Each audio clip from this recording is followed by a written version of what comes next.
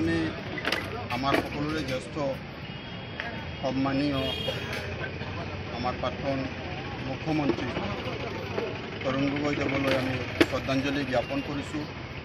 লগতে তেওঁৰ পৰিয়ালবৰ্গত আমি গভীৰ সমবেদনা জ্ঞাপন কৰিছোঁ। আজি আমাৰ মাজৰ পৰা এনেকুৱা এজন যদি কওঁ আমাৰ পৰিয়ালৰ এজন জ্যেষ্ঠ এজন আঁতৰি গৈছে।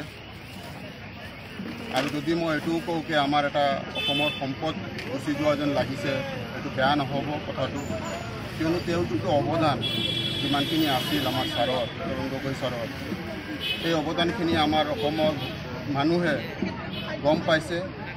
আৰু তেখেতৰ আজি 2001 চনৰ যোনটো অসম আছিল আৰু এতিয়া যোনটো অসম কিমান ডেভেলপ কৰি থৈ গৈছে তেখেতে, আৰু সেই সপোনটো তেওঁৰ আৰু আছিল যে যাতে আৰু কেনেকুৱা ধুনীয়া কৰিব পাৰে এই অসমখনক। আমি ভাঙি পৰা নাই, যিহেতু তেওঁ বৰ্তমান নাই আমাৰ মাজত, কিন্তু আমাৰ অন্তৰত তেওঁ সদায় থাকিব।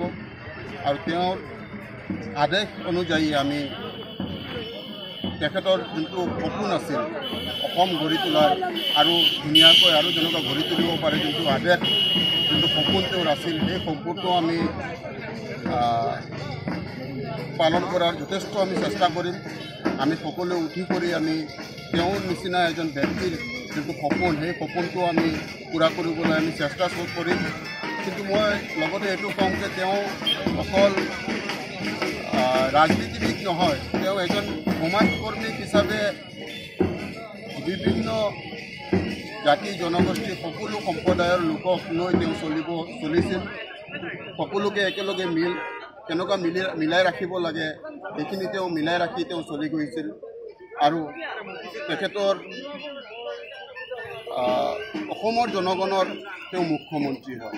যদি আমি খালি অসম বুলি ক'লে নহয়, ভাৰতবৰ্ষৰ যদি এজন জ্যেষ্ঠ এজন সমাজসেৱক যদি আমি হেৰাইছোঁ, অকল অসম নহয় ভাৰতবৰ্ষই কিন্তু হেৰাইছোঁ। এনেকুৱা এজন ব্যক্তি পোৱা আমাৰ কাৰণে, আমাৰ অসমৰ কাৰণে এটা বহুত ডাঙৰ এটা দুৰ্ভাগ্যজনক কথা। আৰু এনেকুৱা ব্যক্তি এজন পোৱা আমাৰ কাৰণে কিন্তু টান হয়। সেইটো কাৰণে তেওঁক আমি সদায় আমি অন্তৰত ৰাখিম, তেখেতক কেতিয়াও আমি পাহৰি নাযাওঁ। এইটো প্ৰতিশ্ৰুতিৰে আমি সকলোৱে প্ৰতিশ্ৰুতি লৈছোঁ যাতে আমি তেওঁৰ সপোনখিনি আমি যাতে পূৰা কৰিব পাৰোঁ।